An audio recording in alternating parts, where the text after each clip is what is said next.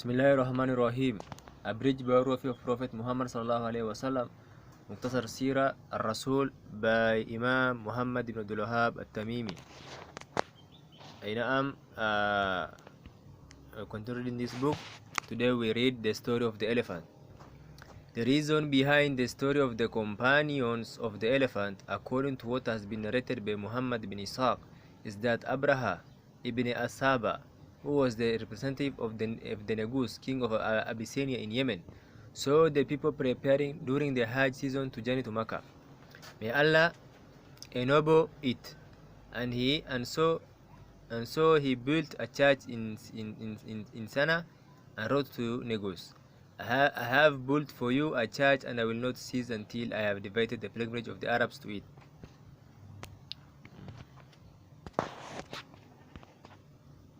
A man from the tribe of Banu Kinana heard this, and he entered it at night, and he smeared the Qibla with excrement. Abraham said, who had the audacity to do this? It was said to him, a man from among the inhabitants of the house who heard about you said. At this, Abraham saw that he would proceed to the Kaaba and destroy it, and he wrote to the Negus informing him of that and asking him to send him his elephant. He had an elephant named Mahmud, the like of whose power the size and strength had not been seen, and he sent it to him.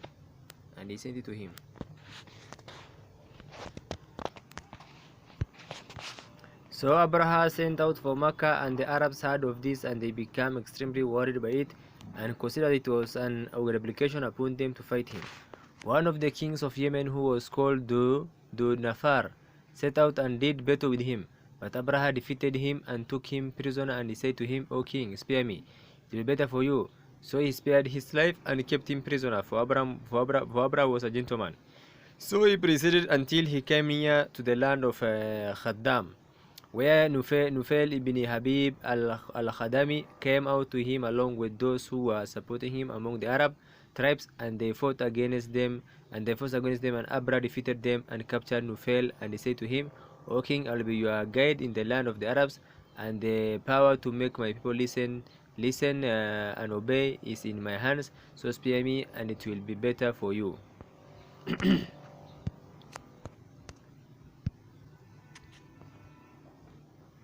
So he spared him, and he went with him, guiding him on the journey. When they passed at Taif, Mas'ud bin Mutab came out with some men from Taqif and said to him, O king, we are your slaves, and we shall send with you a person to guide you. So they sent with him Abu Rigal, who was a slave of theirs. So they continued until they reached Al-Mughammas, where Abu Rigal died, and it was he whose grave was stoned. Then Abraham sent a man from Abyssinia, whose name was Al-Aswad bin Mafsud, in charge of an advanced cavalry party, and ordered him to raid the people's livestock, and Al-Aswad collected for him the property of sacred precincts, and he acquired 200 camels belonging to Abdul Muttalib. Then he sent a man from Himyar to the inhabitant of Makkah, and he said to him, inform the leader that I have not come to fight, I have only come to destroy the house. So he went and said this to Abdul Muttalib. Abdul Muttalib replied, we are unable to resist him. We shall remove ourselves from between him and his objective. For this is the house of Allah, and the house of his Khalil Ibrahim alayhi salam. So if he wishes to prevent him from destroying it, it is his house, and if he lets him approach it, by Allah, we have no power to prevent him. He said, come with me to the king, and I tell him this. Nafar was a friend of Abdul Muttalib, and he came to him and said, O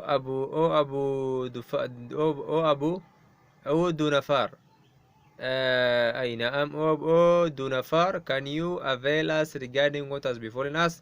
He said, there is no avail from a captive who is not safe from being killed in the morning or in the evening. But I shall send a word to Unais, the elephant's groom, for he is my friend, and I will ask him to impress your importance on the king. So he went to Abraha, and he said to him, "This is the leader of Quraysh, asking permission to see you, and he has come without enmity to you and without intending to disobey your commands. So I would like for you to grant him permission." Abdul Talib was a man of powerful physique and a handsome appearance, and when Abraha saw him, he was respected him. He was respected him and treated him with deference, and disliked that he should sit with him. And he disliked that he should sit with him on his couch, or that he should sit below him. So he descended to the carpet and called him and sat him down beside him. Then Abdul Talib requested that he returned to him the 200 camels which he had seized from his property. Abraha said to his translator, "Say to him, I was impressed by you when I saw you, but now I will have nothing to do with you." He said, "Why? I have come to the house which is the center of your religion and the religion of your forefathers, the source of your nobility, and it is in your custodianship, in order to destroy it, and you have not spoken to me about it, but you are speaking to me about 200 camels." He replied, "I am the owner of the camels and the house as an owner who will guard it from you." Abraha said, "Nothing can protect it from me." He answered, "That remains to be seen." So the king ordered his camels to be brought, and they were returned to him. Then he left and informed Quraysh of the news, and ordered them to disperse the mountain trails and to take over in the mountain tops, fearful that they will be humiliated or harassed by the army. This they did, and Abdul Muttalib went to the house and removed the king from its door and said, "O Lord, I do not hope for help against them except from you. O Lord, so prevent them by your protection. Verily the enemies of the house are those who oppose you, so prevent them from destroying your city." He also said, "O Allah, surely a man defends his own property.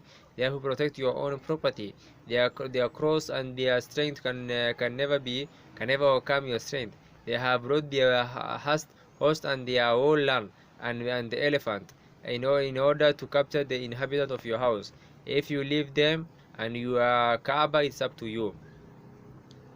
Then he turned towards the direction of the mountains with his people, while Abraham had arrived at Al-Mughammas and was preparing to enter Mecca along with his troops and his elephant.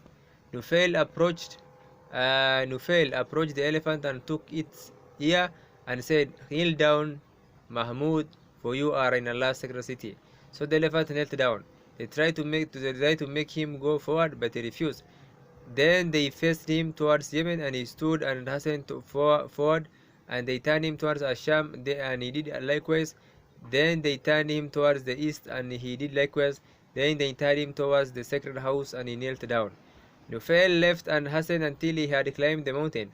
Then Allah sent birds from the direction of the sea, and each of them was carrying 3 stones, 2 in its claws and 1 in its beak. When they had covered the people, they dropped them, and none was hit by those stones except that it was killed. But not all of them were hit.